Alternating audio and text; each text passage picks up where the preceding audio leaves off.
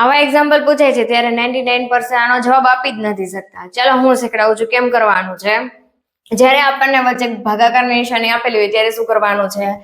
5 સત્તા ને 35 આપણે અંશમાં લખશું, પછી છેદમાં 2 તેરીને 6 છેદમાં લખવાના છે.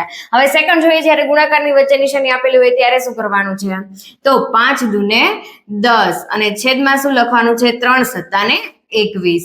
હવે જ્યારે વચ્ચે આપણને પ્લસ નિશાની આપેલી હોય ત્યારે પહેલા શું કરવાનું છે? છેદ લખી લેશું આપણે. 3 સત્તા ને 21 આવશે. પછી શું કરવાનું છે?